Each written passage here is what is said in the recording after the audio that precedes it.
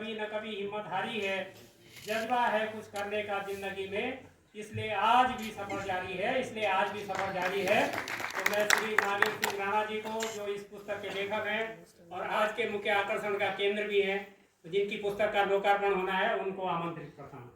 कृपया आएँ और अपने अनुभव साझा करें।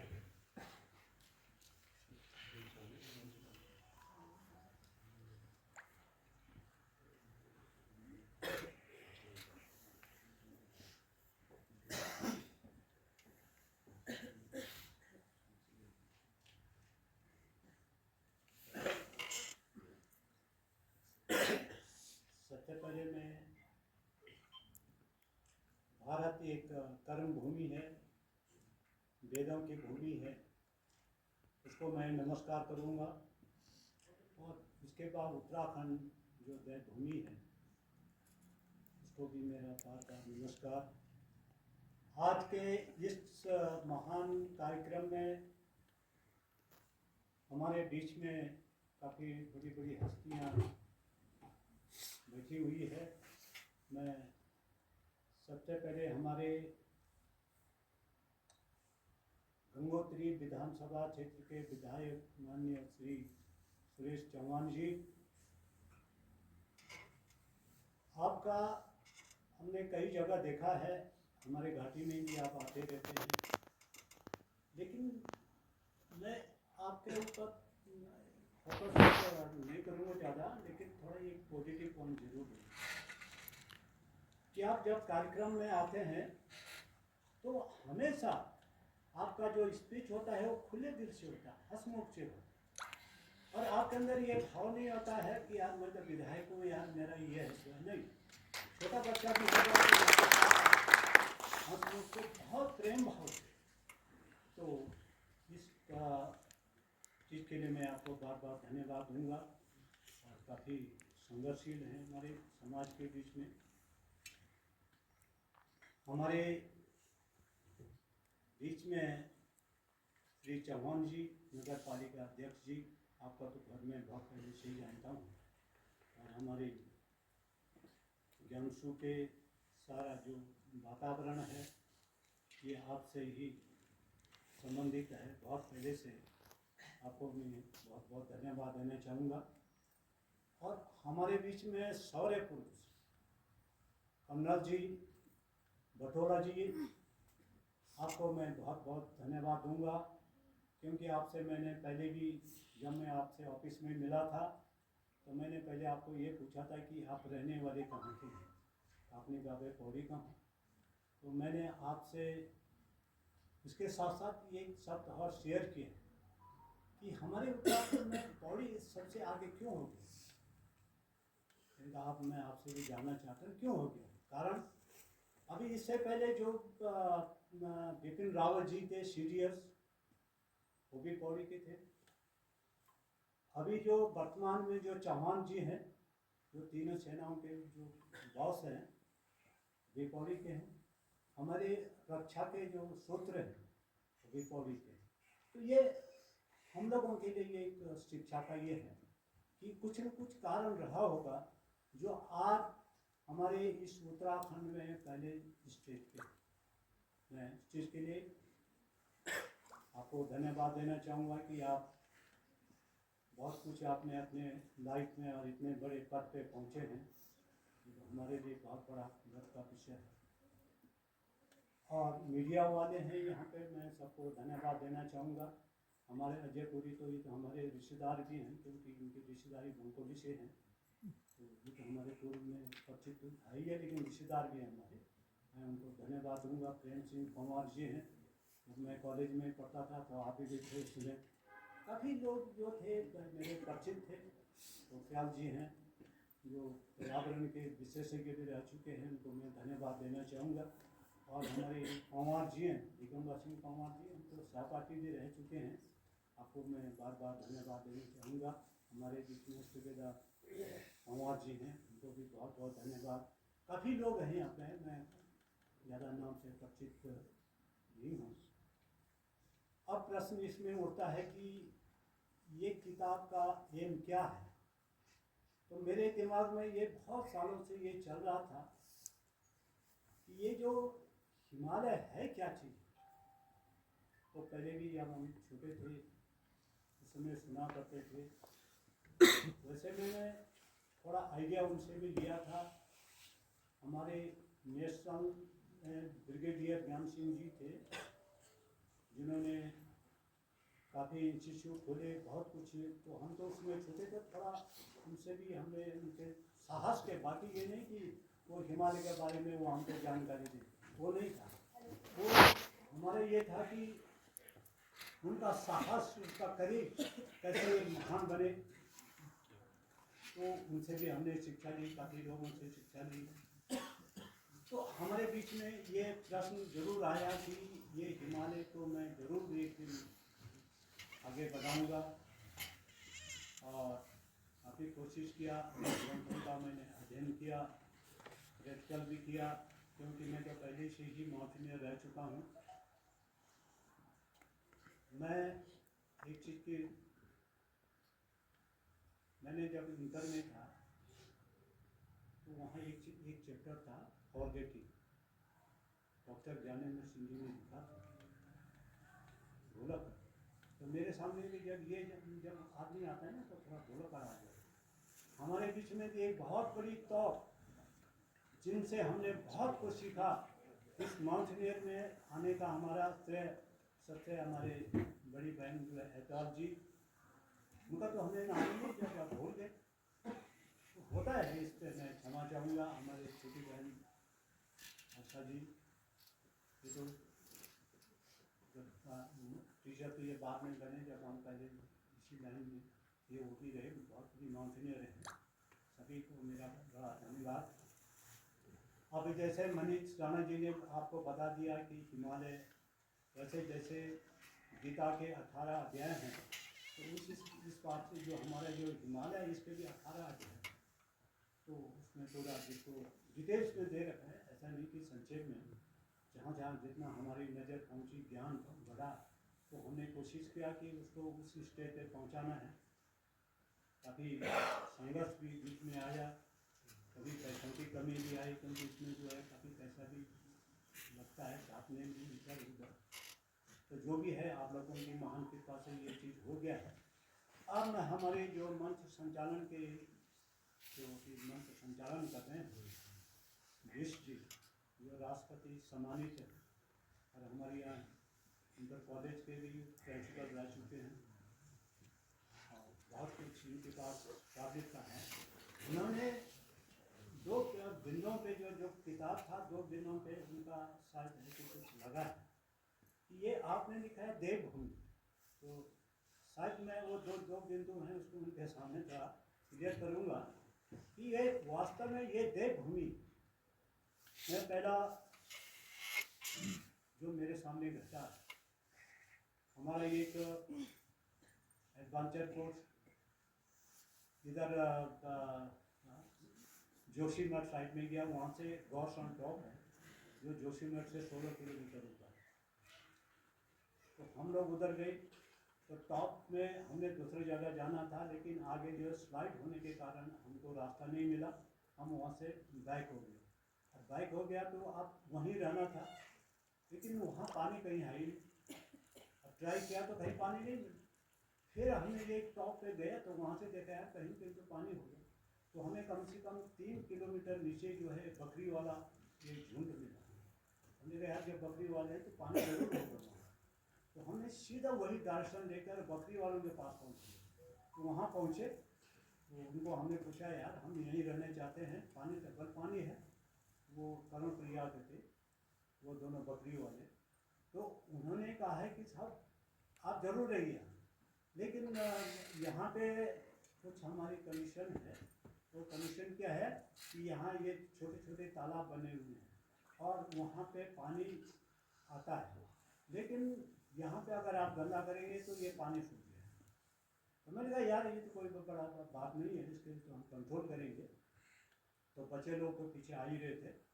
तो मैंने क्या किया कि जहाँ पे ये कुंड था वहाँ से 20 फीट पे छोटे छोटे पत्थर डालना शुरू कर दिया, उसकी लाइन कि कोई इस लाइन को कवर नहीं करे, केवल किचन वाले जाएंगे, वो भी पानी भर के इधर आएंगे। तो हुआ ऐसा हुआ। अब क्या हुआ है कि अंधेरा हुआ, भगदड़ मच गई। अब भगदड़ मच गई, जितने बचे थे वो सीधा वो सब मिस्त्री को जो भी था उसको उसी में पानी में जो है गंदगी को वहाँ उन्होंने पूरा गंदा कर दिया।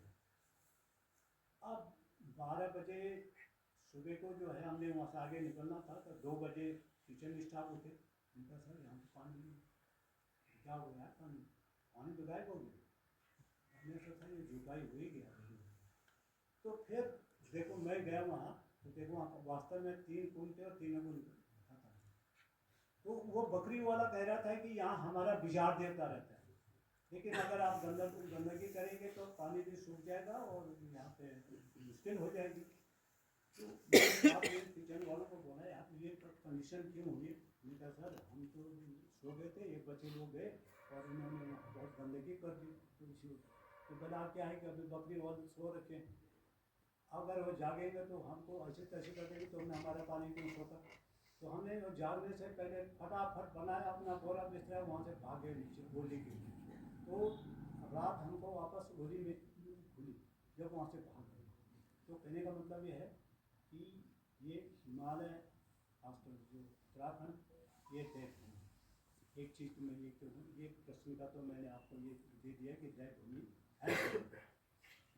हमारे यहाँ ढोगी ताल है, क्योंकि ये हसी गंगा बेल्ट में पड़ता है। 2007 में जब यहाँ पे कपाट कार्यक्रम चल रहा था, शुरू में 2007 में स्टार्ट किया था इसको, तो हमारे चौहान जी भी तो फर्स्ट थे उस समय, चीफ गेस्ट थे उस कार्यक्रम में। उसमें शायद आप ये थे ब्लॉक में। अब वहाँ कार्यक्रम हमारा बन रहा है कि कैसे चलाया जाए, पहली बात है। अब आदमी जिस काम को करने की इच्छा रखता है तो कुछ उसके दिमाग में कुछ विचारधारा भी आती रहती है। तो अब क्या हुआ कि मैं सोया हुआ था, पूरा सोया हुआ भी नहीं था, तो हल्का सोया हुआ था। तो मेरे सामने एक थाली आई, उसमें आटा था, और जो एक व्यक्ति बोल रहा है कि ये थाली जो है अविनाश की है, और जो ये आटा है ये आप समझ सकते हैं कि आटा किसका है। तो अविनाश यानी शंकर, और जो आटा था वो भगवती का। तो फिर वो व्यक्ति कह रहा है कि आप पीछे मत हटना, आप काम करते रहो, आपका कार्य सफल हो। कहीं एग्जाम्पल मैं देता हूँ, हमारे यहाँ बीच में एक साधु, लोकल भाषा में उसको साधु ताल बोलते हैं, सहस्त्र ताल, ये बेलक होके उसका रूट पड़ता है। कभी आप लोग गए होंगे, तो पांडवों ने भी उसको यात्रा की थी, यहाँ आए थे वो, उसके बाद वहीं से वो निकल करके केदारनाथ गए। तो वहाँ पे ये स्थिति है कि वो शेषपुरी, उसको वास्तविक साधुता को शेषपुरी बोलते हैं, जो क्या नाग देवता का उत्पत्ति है वहाँ है। तो वहाँ अगर आप छोटा सा अगर आप गंदगी करेंगे तो बहुत बड़ा रिजल्ट मिलेगा।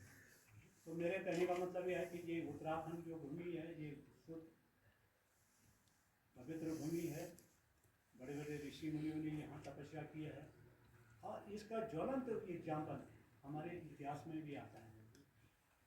बाकी इसके ऊपर जो किताब लिखी गई, मुझे बहुत जगह चांस मिला, नेचर ने चांस दिया, मैं खुद अगलांच में जब फंसा, मेरू पे जब हमारा एक्सप्रेशन चल रहा था, जिस पे हमारे अन्य जी ने जो वर्णन किया है कि पूरी टीम जब वो अगलांच में आई थी, अगलांच में आने के बाद पूरा सामान ख़त्म हो गया, वहीं दब गया।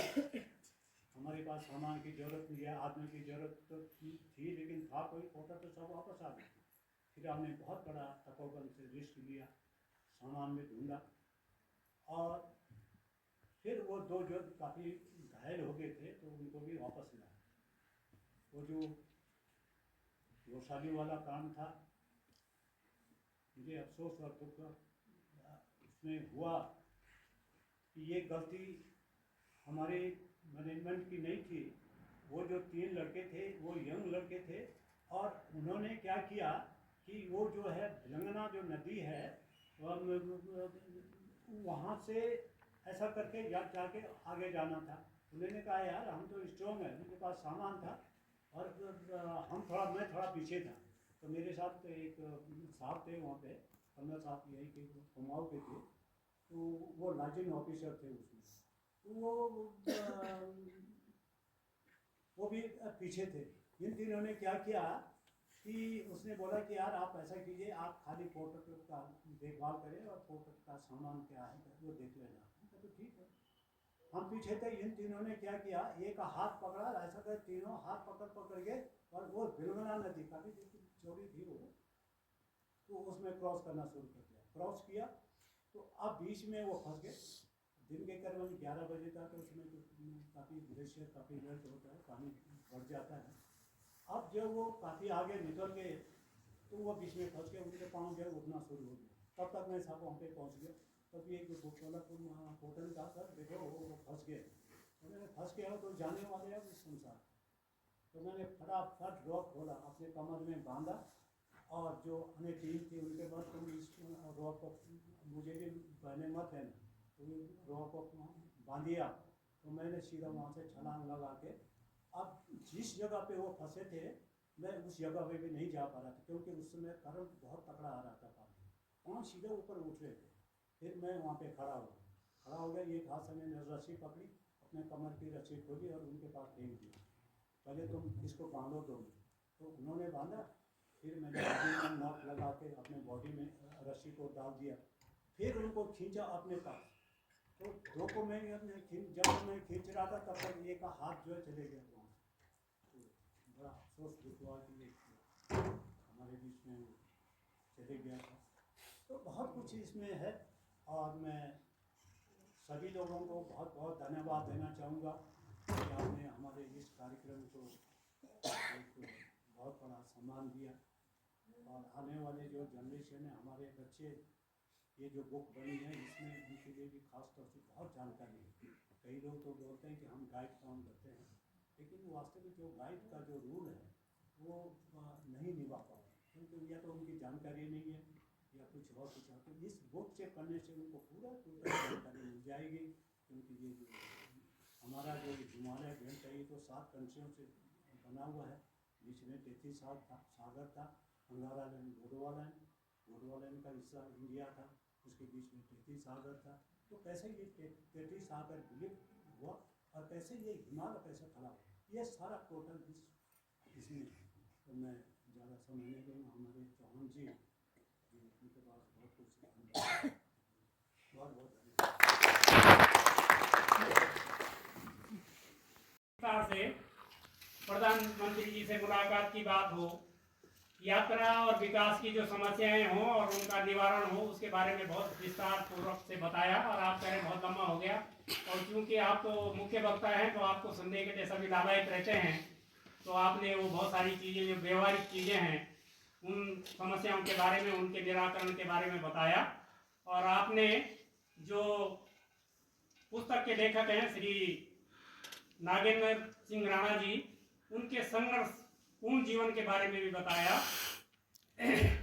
जिंदगी को अपनी उंगली पर नचा कर देखिए, जिंदगी को अपनी उंगली पर नचा करके देखिए, सिर्फ सम्मा की तरह खुद को जला कर देखिए, जिंदगी संघर्ष में ही मुस्कुराती है सदा, आप भी संघर्ष का परचम उठा कर देखिए, आप भी संघर्ष का परचम उठा कर देखिए। और संघर्ष का परचम उठाया है नागेंद्र राणा जी ने। और संघर्ष, मुझे लगता है संघर्ष करने वाले हमेशा आगे बढ़ते हैं, उनकी हार नहीं होती है। संघर्ष करने वालों की कभी हार नहीं होती, लहरों से डरा जाए तो नदी पार नहीं होती। किताबें सदैव ज्ञान वर्धन करने के लिए और नई जानकारी देने के लिए, मस्तिष्क को परिष्कृत करने के लिए और समाज को समृद्ध करने के लिए, उन्नति के पथ पर अग्रसर करने के साथ साथ एक सच्चे और अच्छे मित्र की भूमिका भी निभाती है। पर्वतारोहण आपको प्रकृति से सामंजस्य स्थापित करना, प्रकृति प्रेम के साथ साथ सामुदायिक सहभागिता, टीम वर्क और कठिन परिश्रम के साथ साथ हर समय सजग रहने का और क्रियाशील रह करके कठिन परिस्थितियों का मुकाबला करना भी सिखाती है। और वो उन परिस्थितियों का मुकाबला करना सीखा है नागेंद्र राणा जी ने। अभाव की जिंदगी में जैसे बताया कि 10वीं और 12वीं 10वीं की परीक्षा के 10वीं पढ़ने के बाद सारी जो उन्होंने पढ़ाई की सब अलग अलग कार्य करके स्वयं पैसा जुटाया तब किया, मतलब अभावों की जिंदगी में भी उन्होंने आगे अपने मुकाम में बढ़े। गम के आगोश में जो बोलते हैं दुनिया का रुख वही बदलते हैं, राह चाहे कितनी कठिन क्यों ना हो चलने वाले फिर भी चलते हैं। तो आप बड़े अभावों की जिंदगी में थनी रहती है मेरी फिरफिरी हवाओं से, फिर भी रेत के टीले पर मैं अपना घर बसाता हूँ। तो इन पंक्तियों को आपने चरितार्थ किया है। ज्यादा समय न देते हुए आप मेरा श्री नागेंद्र सिंह राणा जी से आग्रह है कि किताब के विमोचन के लिए सबसे पहले आप पहुंचे। माननीय